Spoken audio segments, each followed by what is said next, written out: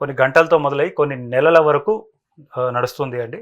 So అట్లా జరిగిన తర్వాతనే వీరందరూ కూడా మామూలు మానవుడిలాగా మారే పరిస్థితి ఉంటుంది. అయితే ఇక్కడ మనం భూమి పైన ఒక సాధారణ మానవుడిగా జీవించడం వేరు, అంతరిక్షంలోకి వెళ్ళి ఉండడం వేరు. అంటే ఒక ప్లేస్ నుంచి ఒక ప్లేస్ మనం చేంజ్ అయితేనే, కనీసం ఒక ఫుడ్ ఆర్ వాటర్ చేంజ్ అయితేనే మన బాడీ రియాక్షన్స్ అనేవి చూపిస్తుంది.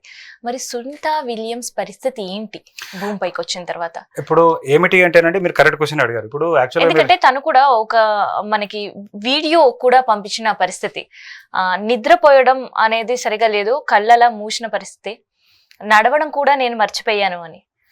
నిజంగా అట్లాంటి పరిస్థితులు ఉంటాయి. అంతే కదండి. ఇప్పుడు మీరు ఎంతో కాలం అన్ని ఆక్సిజన్ సిలిండర్స్ పెట్టుకొని ఒక స్విమ్మింగ్ పూల్ ఉన్నారనుకుందాం. స్విమ్మింగ్ పూల్ ఏముంటుంది, మీకు ఎప్పుడు తేలుతూ ఉంటారు. సో ఒక రోజు కాదు 2 రోజులు కాదు, మీరు 9 నెలల పాటు అందులోనే ఉన్నారనుకుందాం. కేవలం ఒక గంట సేపు మీరు స్విమ్మింగ్ పూల్లో వెళ్ళి వస్తేనే మీ పరిస్థితి వేరేగా ఉంటుంది 1 అవర్ 2 అవర్స్ తర్వాత. అదే కాకుండా మీరు చాలా ముఖ్యమైన క్వశ్చన్ వేశారు. ఇప్పుడు మనం ఇండియా నుంచి అమెరికా వెళ్ళామనుకోండి, 18 అవర్స్ జర్నీ. అంటే ఫస్ట్ 12 అవర్స్ మీరు ఇక్కడ నుంచి ఫస్ట్ దుబాయ్కి వెళ్ళి 4 అవర్స్ దుబాయ్ నుంచి మనం అటపోతాం, లేకపోతే ఈ హెత్రో నుంచి లండన్ నుంచి మనం వెళ్తాం అనమాట. సో ఏమవుతుంది, జెట్ లాగ్ వస్తుంది మీకు.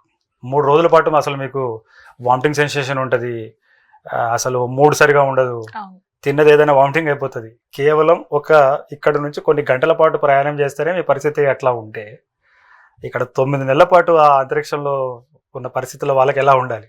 సో డెఫినెట్గా అడాప్షన్ వాళ్ళు అక్కడ ఉన్నప్పుడే చాలా జాగ్రత్త చర్యలు తీసుకుంటారండి శాస్త్రవేత్తలు. తీసుకున్నప్పటికి కూడా సడన్గా ఎర్త్ మీదకి వచ్చిన తర్వాత చేంజెస్ అవుతాయి. అయినప్పుడు ఏంది, వాళ్ళు అడాప్ట్ కావడానికి కొద్దిగా టైం ఫ్రేమ్ ఫిక్స్ చేసుకొని వాళ్ళకున్న స్టాండర్డ్ ఆపరేటింగ్ ప్రొసీజర్స్ ప్రకారంగా వాళ్ళని అందులో ఇన్వాల్వ్ చేసి సరి చేస్తారు. సో ఒక ప్రశ్న మనం వేసుకోవాలి, ఇదంతా అవసరమా? ఎందుకు ఇంత రిస్క్ తీసుకోవాలి? ఏం చేస్తారు అసలు? ఏం సాధించింది వెళ్ళి అని అంటే, చూడండి, స్టీఫెన్ హాకింగ్ గారు మనకి ఒక 2 టైం లైన్స్ ఇచ్చారు. మనిషి ఈ భూమిని ఇంకో 200 సంవత్సరాల తర్వాత ఈ భూమి నివాసయోగ్యంగా ఉండదు అంటే ఎలా అంటే, ఎలా మీరు మాట్లాడతారు సార్ అంటే, ఇప్పుడే మనం ఢిల్లీలో చూస్తున్నాం ఏం జరిగింది. అదే కాకుండా కరోనా సమయంలో అందరూ కూడా చాలా బుద్ధిమంతులుగా, అరే మన భూమిని కాపాడుకోవాలరా అది ఇది అన్నారు. కరోనా అయిపోయిన వెంటనే మళ్ళీ మొదలు పెట్టారు ఈ వినాశనాన్ని. సో ఎంత చేసినా ఈ భూమి మీకు ఇక్కడున్న మానవుల దుర్బుద్ధి వల్ల ఇది నివాసయోగ్యంగా ఉండదు. అందుగురించి ఆయన ఏమన్నాడంటే, వేరే గ్రహం వెతుక్కోండి, వేరే ప్లేస్కి వెళ్ళండి అంతరిక్షంలోకి. సో అలా ఆయన ఒక 200 సంవత్సరాలు కూడా చెప్పాడు. 1000 సంవత్సరాల తర్వాత అయితే సవాలే లేదు, మీరు భూమి మీద ఉండలేరు అని చెప్పాడు. సో అట్లా వేరే గ్రహానికి మీరు వెళ్ళాలి అనుకున్నా, ఎక్కడ వెళ్ళాలి అంటే పరిశోధన ఇప్పటి నుంచే జరగాలి. కాబట్టి మనకి ఇమీడియట్గా మార్స్ అనే ఒక గ్రహం ఉన్నది. అంటే ఇప్పుడు ఈ డిస్కషన్ చూసిన కొంతమంది ఫ్రెండ్స్ అనొచ్చు, ఈ ఉన్న భూమిని కాపాడుకోవచ్చు అంటే, బాగా కాపాడుకుంటున్నాం లేండి, మాకు కాపాడుకుంటుందామని ఎప్పటి నుంచో అనుకుంటాం, కానీ ఏం కాపాడుకోము మనం. సో ఇది మారదు, కుదరదు. ఎందుకంటే మనిషి అనేవాడు రిసోర్సెస్ని యూజ్ చేసుకుంటాడు. అది కాకుండా ఒకరిని కూడా కొట్టుకొస్తున్నారు వీళ్ళందరూ కూడా రిసోర్సెస్ కోసం. ఎందుకంటే మన భూమిలో లిమిటెడ్ రిసోర్సెస్ ఉన్నాయి, లిమిటెడ్ క్రూడ్ ఆయిల్ ఉంది, అంతా లిమిటెడ్గానే ఉంది.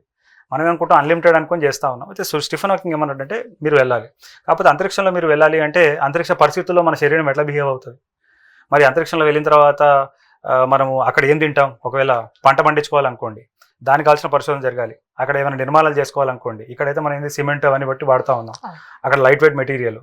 అదే కాకుండా మనకు ఆరోగ్య సమస్యలు ఏమైనా రావచ్చు, మరి దానికి ఎట్లా సొల్యూషన్స్ మనం తీసుకురావాలి. సో ఇవన్నీ పరిశోధనలు నిరంతరం జరుగుతున్నాయి. అంటే ఇది అంతవరకే కాదు మేడం, దీంట్లో ఇంకో విషయం ఏంటంటే, అక్కడ అంతరిక్షంలో జరిగిన పరిశోధనలన్నీ కూడా మనకు తెలుసో తెలియక మనం రోజు వాడుతున్నాం.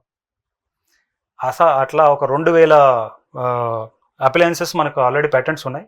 ఇప్పుడు అంత ఎందుకంటే మనం సిటీ స్కాన్ చేస్తాం, ఎంఆర్ఐ చేస్తాం, ఇది యాక్చువల్గా అంతరిక్ష అవసరాల కోసం కనుక్కున్నారు. దూరం ఉన్న సుదూర అంతరిక్షంలో ఉన్న ఖగోళ బాడీస్ని అర్థం చేసుకోవడానికి, ఇమేజ్ చేయడానికి కనుక్కున్న థింగ్స్ని ఇవాళ మనం అందరం వాడుతూ ఉన్నాం కదా. ఒకటే ఎగ్జాంపుల్ మీకు చెప్తాను. ఇప్పుడు సునీత విలియమ్స్, ఇప్పుడు మీకు ఏంటంటే క్యాన్సర్ సెల్స్ మనకి ఎంతో ప్రమాదకరంగా ఉన్నాయి, భూమి మీద ఒక రకంగా బిహేవ్ చేస్తున్నాయి. వీటిని తీసుకెళ్లి మనం అంతరిక్ష పరిస్థితుల్లో దాన్ని పరిశోధన చేస్తే అక్కడేమైనా కొత్త విషయాలు, దాన్ని ఎలా మనం అధిగమించాలని నేర్చుకునే అవకాశాలు ఉన్నాయి. అదే కాకుండా అందరికి అర్థమయ్యే దాంట్లో చెప్పాలంటే, ఇప్పుడు మనం విట్రిఫైడ్ టైల్స్ వాడుతున్నాం, ప్రతి పేదవాడి ఇంట్లో కూడా మనం చూస్తున్నాం. యాక్చువల్గా అంటే ఆ రూపంలో కాకుండా ఇన్స్పిరేషన్ తీసుకున్నా అని చెప్పవచ్చు. ఈ టైల్స్ అనేది బేసికల్గా మీకు హీట్ షీల్డ్ లో ఉంటాయి కదా, అక్కడ ఆ టైల్స్ కోసం దీన్ని వాడతాం యాక్చువల్గా.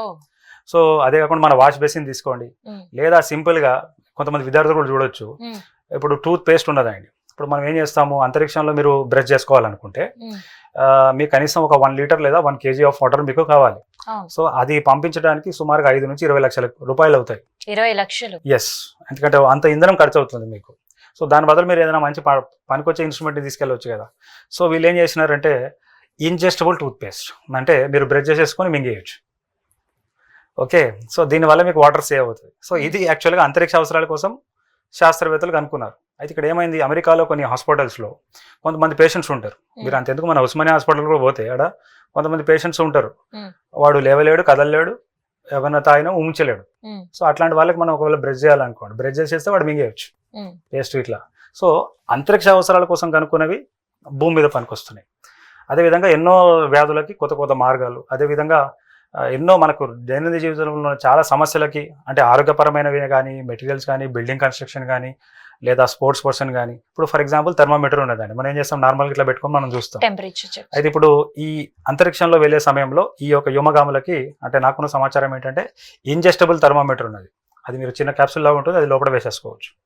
అదేమవుతుందంటే అప్పుడు మీరు చెక్ చేయడానికి ఉండదు కదా. సో ఎప్పటికప్పుడు ఆ ఇన్ఫర్మేషన్ అనేది, టెంపరేచర్స్ మార్పు అనేది శాస్త్రవేత్తలు తెలుస్తుంది. సో ఇది కనుక్కున్నారు. ఇది బేసికల్గా వ్యోమగాముల కోసం కనుక్కున్నారు. కానీ ఇప్పుడు అమెరికాలో ఫుట్బాల్ టీమ్స్, రగ్బీ ఇట్లాంటి కొన్ని గేమ్స్లో ఉన్న టీమ్స్ కొన్ని ఉన్నాయి. సో అక్కడ ఒక ప్లేయర్ ఒక పెర్ఫార్మెన్స్ హీట్ వల్ల మారుతూ ఉంది ప్రాపర్గా. అయితే దాన్ని ఏం చేయాలి, ఎలా చేయాలి అనుకున్న దానికి ఆ ఒక స్పోర్ట్స్ పర్సన్కి ఈ ఇంజెస్టబుల్ థర్మోమీటర్ని వేస్తున్నారు, చేసి వాటి పెర్ఫార్మెన్స్ని ఇంప్రూవ్ చేసుకుంటారు. సో ఇలా మనం చెప్పుకుంటూ పోతే ఎన్నో ఎపిసోడ్స్ అవుతాయండి. అంటే అంతరిక్షంలో జరిగిన పరిశోధనల వల్ల ఎట్లాంటి పరిశోధనలు జరుగుతున్నాయి, మనకి ఎట్లా ఉపయోగపడుతుంది అనే కనుక మనం ఒక సిరీస్ పెట్టుకున్నా కూడా అన్ని ఆసక్తికరమైన థింగ్స్ ఉన్నాయి. సో డెఫినెట్గా అయితే ఇక్కడ మీరు మనం ఇంటర్వ్యూ స్టార్ట్ చేసేటప్పుడు ఫుడ్ ఎట్లా వెళ్తుంది అనేది చెప్పారు. కంప్లీట్ ఎప్పుడు ఫుడ్ తీసుకెళ్తారా అనేది ఒక పెద్ద అందరికీ ఒక డౌట్. ఎస్, అంటే అది అంటే మీకు ఎట్లా ఉంటుందంటే అక్కడ ఎక్కువ రిసోర్సెస్ని యూజ్ చేయకుండా, ఎందుకంటే అన్ని థింగ్స్ లిమిటెడ్గానే ఉన్నాయండి. సో ఆల్రెడీ ప్రీ కుక్డ్ ఫుడ్డే అని మనం అనుకోవచ్చు. దాన్ని ఏం చేస్తారు అంటే థర్మల్ స్టెబిలైజేషన్, ఇంకా రకరకాల కొన్ని పద్ధతులు ఉన్నాయి. ఆ పద్ధతులు అంటే మొత్తానికి అది పాడైపోకుండా, అక్కడ వెళ్ళినప్పుడు పెద్దగా వాళ్ళని ఇబ్బంది పెట్టకుండా తినేటట్టుగా ఉంటుంది. అండ్ అదే టేస్ట్ కూడా మీకు రావాలి మళ్ళీ. ఈవెన్ ఎందుకంటే మన మనుషులం, అల్టిమేట్లీ వీఆర్ నాట్ మెషిన్స్, ఏదో ఆయిల్ పడితే వేసినట్టు కాదు, తింటే నిజంగా తిన్నట్టుగానే ఉండాలి. సో ఇవన్నీ జాగ్రత్తలు వారు తీసుకున్నారండి. అంటే ఇప్పుడే కాదు, ఎప్పటి నుంచో తీసుకుంటున్నారు, చేస్తున్నారు. అయితే ఇందులో ఆసక్తికరమైన విషయం ఏమిటి అంటే మన భారతదేశానికి కూడా ఇప్పుడు ఏంటంటే మనం కూడా ఏం చేస్తున్నాము, ఇప్పుడు ఇదేంటంటే అమెరికా నుంచి స్పేస్ ఎక్స్ పంపించిన ఒక డ్రాగన్ ఇంటర్నేషనల్ స్పేస్ స్టేషన్ అని అనుకుంటున్నాం. సో మన భారతదేశం 2035 కల్లా ఒక భారత్ అంతరిక్ష స్టేషన్ కట్టాలని అనుకుంటున్నారు. సో ప్రధానమంత్రి మోదీ గారు, మీరు బీజేపీ మేనిఫెస్టోలో చూస్తే అందులో కూడా ఉంది, మేము కట్టాలనుకుంటున్నాం అని చెప్పేసి. సో దానికి సంబంధించిన మొదటి మాడ్యూల్ 2028లో పంపిస్తున్నారు. అదే కాకుండా గగన్యాన్ అనే ప్రోగ్రామ్ పెట్టుకున్నాం. ఈ గగన్యాన్ ప్రోగ్రాంలో మన భారతదేశం సొంత వెహికల్ ద్వారా, సొంత గడ్డ మీద నుంచి సొంత వెహికల్ ద్వారా మనము వ్యోమగాములు అంతరిక్షం తీసుకెళ్లాలనుకుంటున్నాం.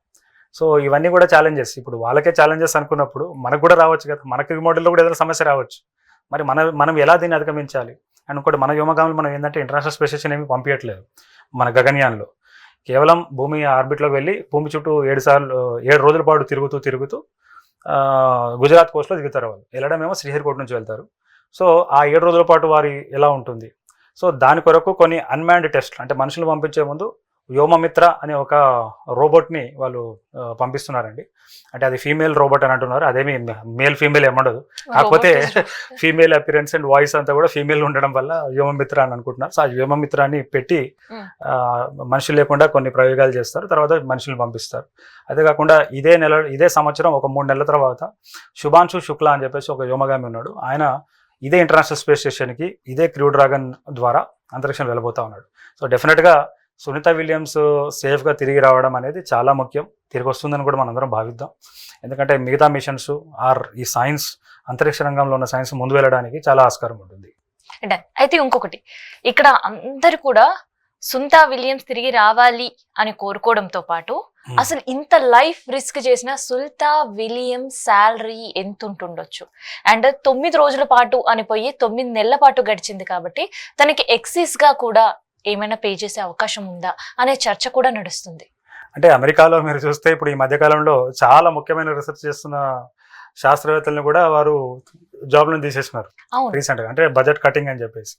సో వారి శాలరీ గురించి అయితే ఎక్కడ ఎక్కువ క్లియర్ కట్ డీటెయిల్స్ తెలియదండి. కాకపోతే ఏంటంటే ఇది శాలరీకి మించిన వ్యవహారం అండి. తన ప్రాణాన్నే పనంగా పెట్టి అండ్ ఇంకోటి చూడండి, ఆమె ఏజ్ ఎంత, 59 ఇయర్స్ అండి. 59 ఇయర్స్ అంటే చాలా ప్రశాంతంగా ఉండాలని కోరుకుంటారు ఎవరైనా సరే. 58 సంవత్సరాలు వచ్చిన తర్వాత చాలా అని అనుకుంటారు. సో ఈమె ఒక కరేజ్ని మనం ఎంతైనా, అది కూడా ఎవరు ఇంతకుముందు ప్రయోగం చేయని వెహికల్ని తీసుకెళ్ళిపోయి ఏమైనా జరగవచ్చు, పోవచ్చు, తిరిగి రాలేకపోవచ్చు కూడా. మరి అంత ధైర్య సాహసాలు చూపించిన భారత సంతతి వ్యక్తి అనడం మన అందరం కూడా చాలా గర్వంగా ఫీల్ కావాలి. ఎందుకంటే మన భారతీయురాలే కదా, అంటే మన భారత ఒక ఆధార్ కార్డు లేకపోయినా భారతీయురాలు కాబట్టి. అదే కాకుండా ఇంకో ఇన్ఫర్మేషన్ చెప్పాలంటే, అక్కడ రాజాచారి అని చెప్పేసి ఒక వ్యోమగామి ఉన్నాడండి. ఆయన ఆల్రెడీ అంతరిక్షంకి వెళ్ళొచ్చాడు. సో రాజాచారి ఒక పూర్వీకులందరూ కూడా మన మహబూబ్నగర్ జిల్లా వాళ్ళు, వాళ్ళ అమ్మమ్మ నాయనమ్మ ఈయనే ఉన్నారు ఇంకా. సో ఎప్పుడో ఒకసారి వచ్చిపోతుంటాడంట. అంటే ఆయన అమెరికాలోనే పుట్టి అమెరికాలోనే పెరిగి అక్కడ పెళ్లి చేసుకుని అక్కడ పిల్లలు ఉన్నారు ఆయనకి. ఈ రాజాచారి పేరు మాత్రం రాజాచారి. వాళ్ళ తల్లిదండ్రులు ఇద్దరు కూడా ఉస్మానియా యూనివర్సిటీలో పనిచేసినారని నాకు సమాచారం. సో ఇలా ఏదో ఒక రకంగా మన భారతీయుల రోల్ అయితే ఖచ్చితంగా ఉంది. ఫ్యూచర్లో బహుశా నేను అనుకోవడం ఏంటంటే, ఇదే రాజాచారి చంద్రమండలం మీద కూడా అడుగుపెట్టే సమయంలో రాజాచారి కూడా వెళ్తాడు ఏదో ఒక రైతు. అంటే మన మహబూబ్నగర్ జిల్లా నుంచి, మన 2 తెలుగు రాష్ట్రాల నుంచి ఒక తెలుగు వ్యక్తి అంతరిక్షంలో వెళ్ళి, రియల్ ఆస్ట్రోనాట్ ఆయన. అంటే ఆయన అమెరికన్ సిటిజనే, మళ్ళీ ఆధార్ కార్డు ఇండియాది లేదు. బట్ డెఫినెట్గా ఫ్యూచర్లో మన భారత మిషన్స్లో కూడా మనం వెళ్ళొచ్చనే అనుకోవచ్చు. సో సునీతా విలియమ్స్ ఇప్పటికే 3 అంతరిక్ష ప్రయాణాలు చేసింది. సక్సెస్ గా వస్తే ఇది 4వది అవుతుంది. సో ఆ తర్వాత అంటే తన ఏజ్ కూడా మాట్లాడారు కాబట్టి ఫర్దర్ గా కూడా మళ్ళీ వెళ్ళే అవకాశం ఉంటుందా, తనకి ఛాన్స్ ఉంటుందా? అంటే యాక్చువల్ గా అయితే ఇది కనుక ఎక్స్టెండెడ్ కాకపోతే, ఆమె ఇప్పుడు నెక్స్ట్ నాసా అనుకుంటున్న మిషన్స్ లో ఉంది, ఆల్రెడీ ప్లాన్ ఉంది. అంటే ఆర్టెమిస్ ప్రోగ్రామ్ అని ఉన్నదండి. అండ్ అయితే ఇప్పటిదాకా మీరు చంద్రమండలంకి వెళ్ళిన దాంట్లో చూస్తే అంతా మగవాళ్ళే ఉన్నారు, మహిళ ఎవరు లేరు. సో అమెరికన్ గవర్నమెంట్ అప్పుడు అనుకుందనమాట, ఈసారి చంద్రమండలానికి ఒక మహిళను పంపాలి మనం. అంటే దిగడము తర్వాత ముందైతే వెళ్ళి రావడానికైనా సరే మనం పంపించాలని అనుకున్నారు. సో అప్పట్లో నాకున్న ఆశ ఏంటంటే, ఈ సునీతా విలియమ్స్ని పంపిస్తారేమో, బాగా ఎక్స్పీరియన్స్ ఉంది కదా అని అనుకున్నాను. బహుశా ఇప్పటికైతే ఇంకా సవాలీ నేను ఉత్తా, ఎందుకంటే ఆమె it has been more than what she could do అండి. సో చెప్పలేం, ఒకవేళ అట్లాంటి ఛాలెంజ్ ఇచ్చినా ఆమె మాత్రం ధీరవనిత, డెఫినెట్గా she will take that challenge అని అనుకుంటున్నాను. సో మనమందరం కూడా సునీతా విలియమ్స్ రాక కోసం ఎదురు చూద్దాం. సో తిరుగు ప్రయాణంలో ఎన్ని ఆటుపోట్లు ఉంటాయి, దాన్ని ఎట్లా అధిగమించాలి, ఎట్లా దాన్ని మెయింటైన్ చేయాలి అనేది, అండ్ దాంతోపాటు వచ్చిన తర్వాత తన ఆరోగ్య పరిస్థితి ఎట్లా ఉంటుంది, అండ్ దానికోసం ఎట్లాంటి ఏర్పాట్లు అక్కడ జరుగుతున్నాయి అనే ఇన్ఫర్మేషన్